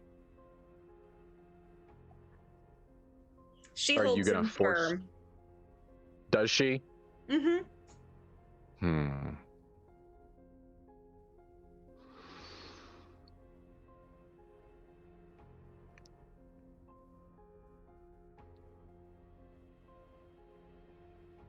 You can. The Red Lady has been a lot of people to a lot of people and a lot of places to a lot of places. And it is part of her nature that she pushes back against society, against the norms. It's part of her compulsion, part of her drive is to destroy civilization. And in the case of the world of KULT Divinity Lost, that part of that means attacking the foundations of what is normal. There's literally an archon of normal, and they are the worst, capital T, capital W. And so, yes, it's that bad. And so the Red Lady looks at David when he looks down at her, and she can see him about to make some really shitty comment. And he stops himself. But you can see all of the homophobic mid-1950s center of America bullshit. Like, he knows the script, and you can see him in his eyes just choose not to. And it becomes in a moment abundantly clear that he's not doing it for you, he's doing it for Bethany. Mm-hmm. As the logic cascade goes through, it's like, oh, he doesn't give a shit about me. He'd call me any name in the world and would probably say hurtful things, except for the fact that he knows that the things that would hurt me in this concept would also hurt Miss Bethany. And it's not nice and it's not healthy, but that's what it is, because David is not okay. No. I just gonna keep re-emphasizing that David is not okay. He is unwell and he is ungood. So, Jean, it looks almost, lady, like Jean got lost in something again. Except, sorry, my fake sigh turned into a real yawn. Except in this case, he's actually gotten onto something. He has one of his ragged fingernails, and he is digging at the grout on the floor, where there is a spot where the grout has started to yellow, but not yellow like grout's supposed to yellow. This is another color. This is kind of a mustardy, ochre-y, fungal, moldy sort of yellow. And he is scraping the grout and taking whatever is on his fingernail and licking it. And you can sense the parts of his mind start to flicker. Mm-hmm. as whatever barely real chemical he's taking into his system starts to do its thing. Perfect. The Red Lady releases David and comes and sort of leans delicately over Jean as he's crouched on the ground, and she pushes gently on the wall next to Jean, because he's sort of going at the floor at the edge of the wall, and pushes the illusion away to find a big hunk of the wall that has been eaten away. And he can now safely follow the grout trail into the room beyond. That is full of the stuff. It absolutely it's one is. It's one of those rooms in Last of Us that just has the spores floating. You got it. You got it. You read my mind. Good job. Like, you know what we are about. Oh, so yes, and you can actually watch David like blink, and kind of you can watch his truth and his illusion go to war, because David wants to think he's a person. It's really important for David to think that he's a people. Aww. Like made out of meat and still a people. Oh, buddy. And that all that he has experienced, he can just compartmentalize and put away. But the brass apocalypse that's inside him would not be affected by this. And some part of his consciousness knows that. And he knows that if he just gave up a little bit of his lie, he would be okay. But he's clearly not ready to do that quite yet. And so he is blinking and kind of lip smacking, not happy lip smacking, not barbecue pit, but that it's the cat that licked something they didn't want to. And yes. And you can watch even David's mangled aura, his psychic resonance, however you want to label it,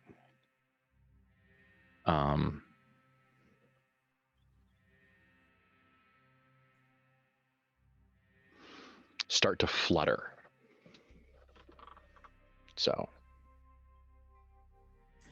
And she glances over and she clocks that. But she follows Jean into the spore room. And once he gets into sort of the center of the room, she sweeps around to his front and crouches in front of him so that they're at eye level. And she goes, "You found it. You found your path."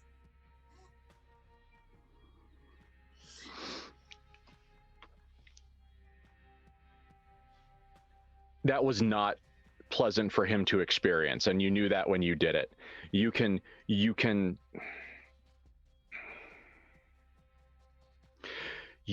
watch his hallucinogenic experience start to curdle.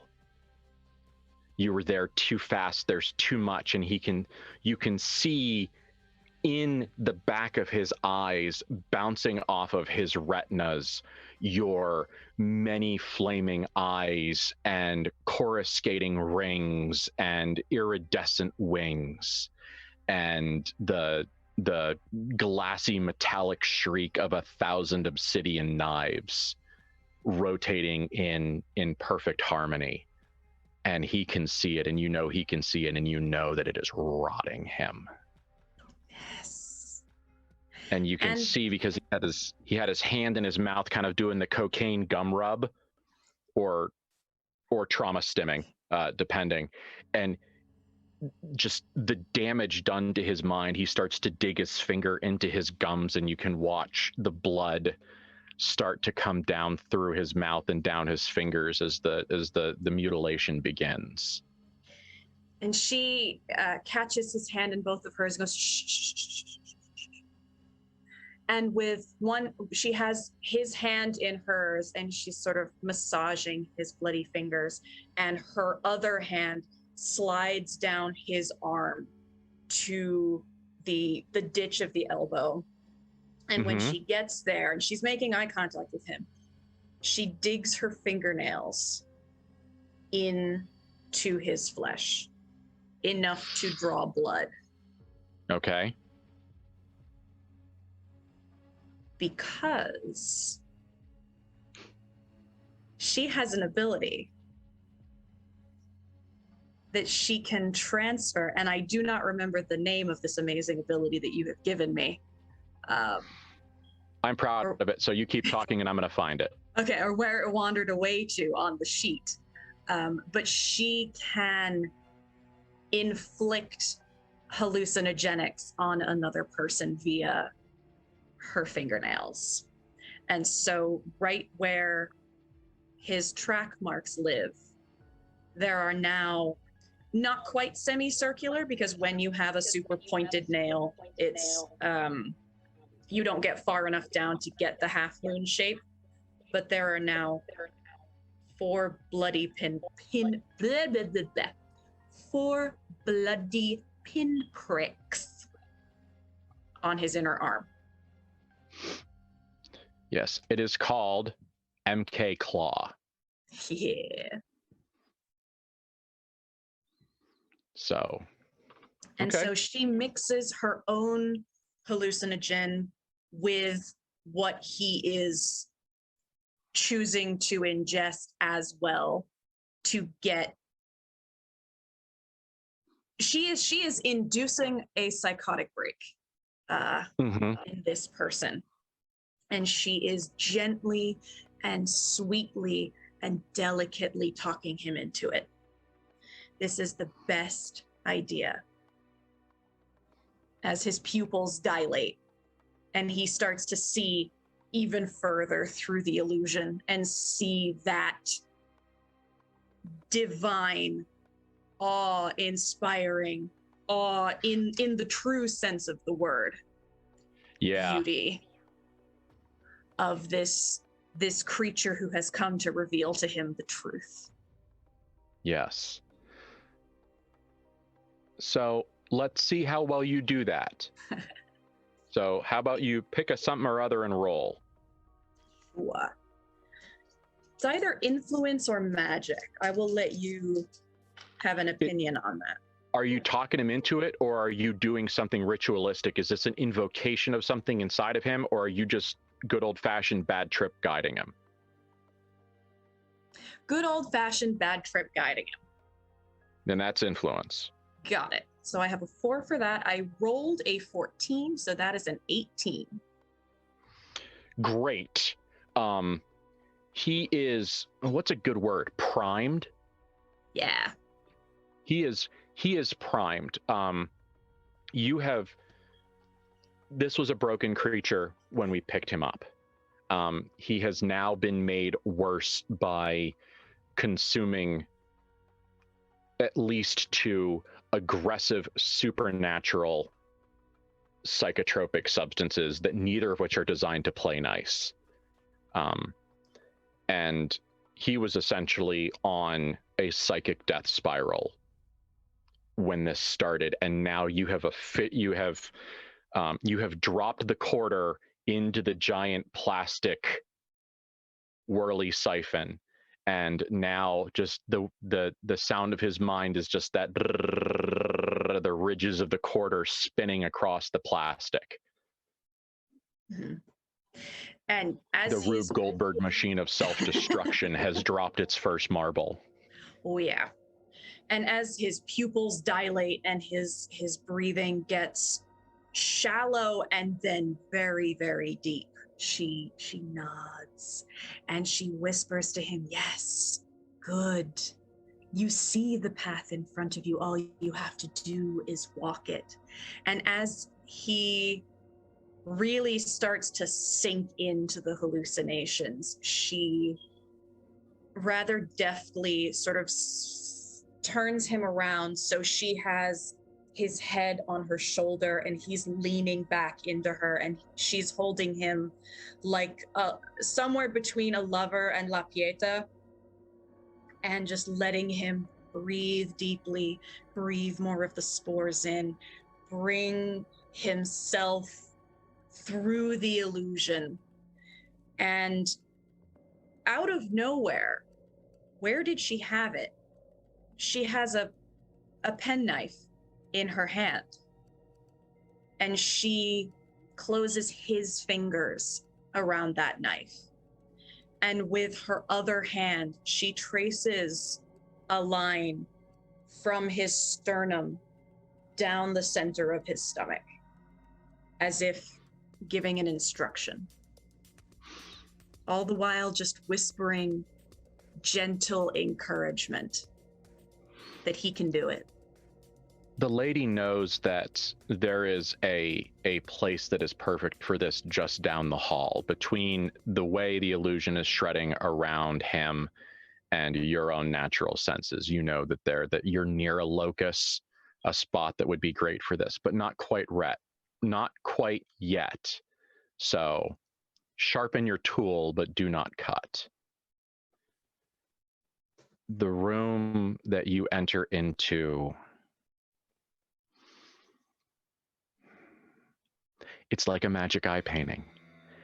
It's looks like one thing, and then if you squint and stick out your tongue and defocus your eyes, it turns into something else. What it looks like when you first walk in is, the viewers at home, if you have ever opened a cooler that you thought something was in all winter and the entire inside is covered in mold, that just thorough 100% surface coverage, and it started to create kind of its own structures and all of that. That is what the room looks like, and that fuzzy, veiny, because it's not just like, beautiful little cartoon mushrooms. There's fuzzy molds and stuff floating in the air, and there's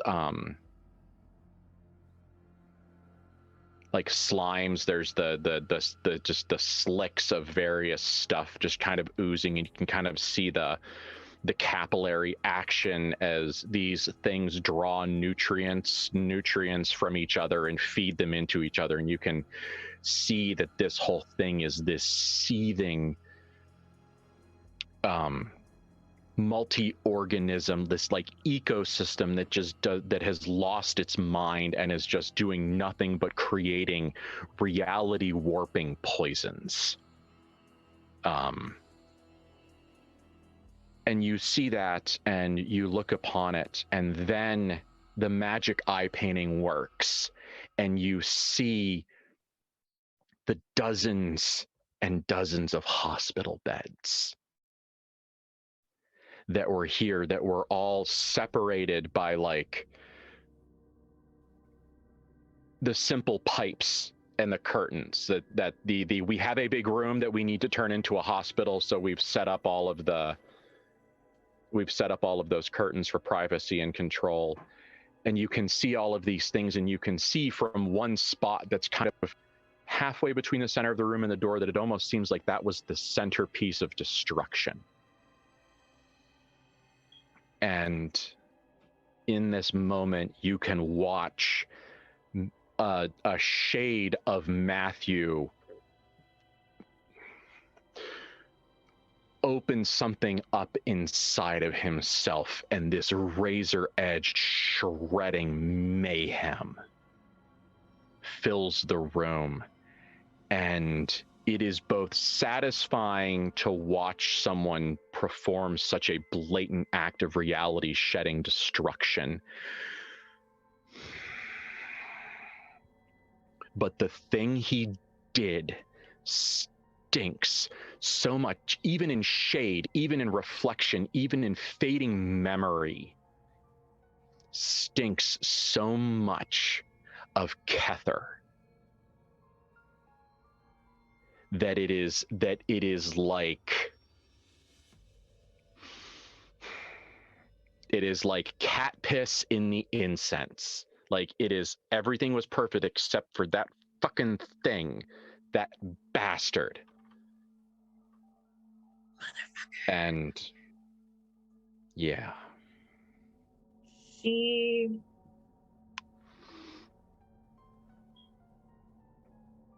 makes sure Jean cannot sense her momentary displeasure. She keeps murmuring sweet nothings to him, but David notices a momentary tensing of her, not necessarily body, but her sort of aura, just that moment of, and instead she chooses to concentrate on the fact that Jean can sense that shade of Matthew and has realized that that's what he needs to do too. He needs to open himself up and let what is in him free. Perfect. And when they get to that area, if the bed is still in the way, she'll push it out of the way and she'll lower him down so that they're both sitting on the floor and he can comfortably nestle against her. The perfect spot, trademark, is a spot against the far wall that that in this profusion of disgustingness, it is like a giant set of double doors. They're not there anymore, but it's like they were there, and they were there long enough to change the development cycle of all of this gross just a little bit. Perfect. And so, and yes. The two of them there on the floor in this doorway is uncomfortably reminiscent of La Pieta, Mary and Jesus, with one of those big half shells behind them of radiant divinity. Yes. Which is perfect. Yeah. If anyone else is thinking about the front cover of the KULT Divinity Lost book, I'd just like you to know that you're not alone. Now is time. Now we are in a place you can feel the theremin warble of that good, and yes.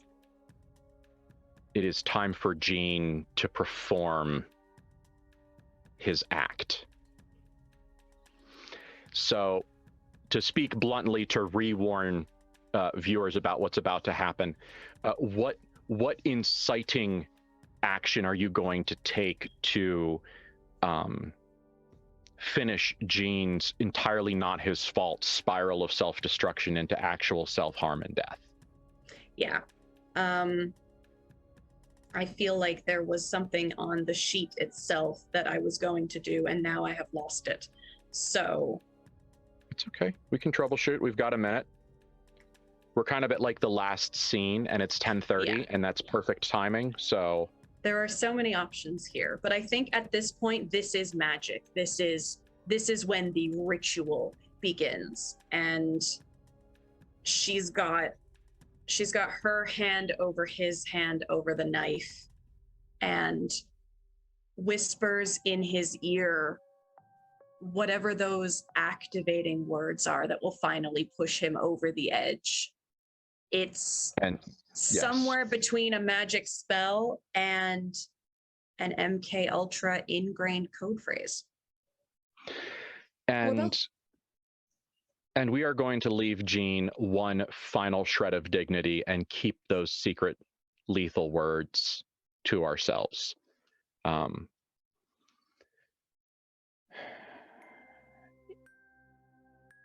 The sob that Gene gives into your ear, Red Lady, is the sob of a release of tension.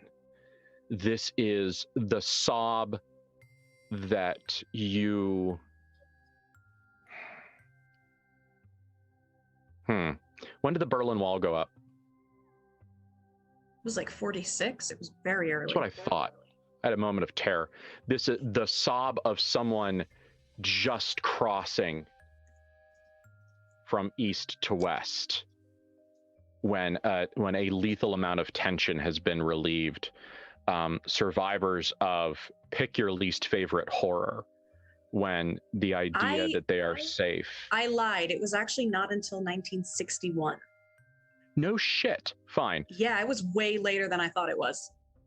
Strike that from the minutes. But it is the sob of someone who has found safety, that the ever-present crush of terror that has weighed them down and stolen their sleep and stolen the goodness of their life is finally gone, and it's good. And when he drives this little penknife into his chest, you can hear that little bony metallic click click of the very sharp but very small blade bouncing off his xiphoid process and like glancing into a rib, forcing him to twist his own hand and rearrange itself to get himself back on the line that the Red Lady drew.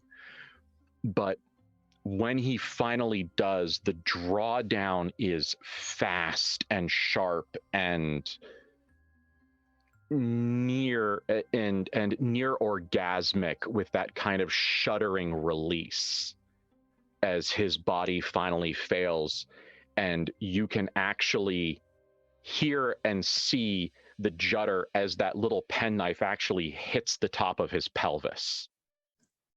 Such was his vigor. And all of the secret insides of Jean spools out onto the ground like presents from an overfilled sack, like a cornucopia. And Jean is dying, and you have something to do now, lady.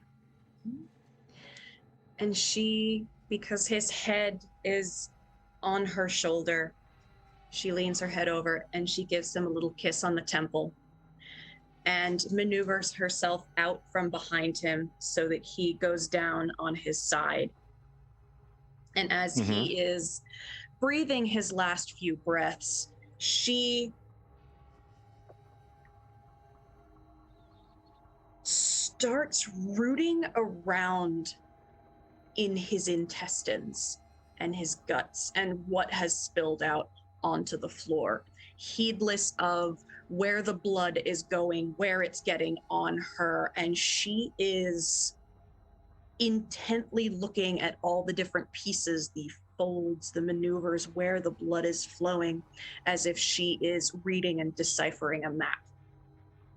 And it takes about a minute as she's poring over this. And as he breathes his very last breath, she looks up at David and she says, "I know where they are." And I will let Ben do a description of that. The information that you get from this act of haruspicy is unsettlingly clear. The first thing that you see that you pull that tells you something is the tissues that hold the intestines in place.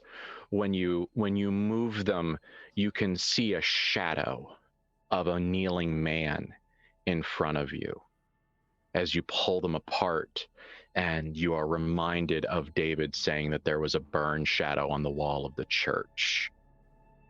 And so the beginning of this journey, yes, is that church.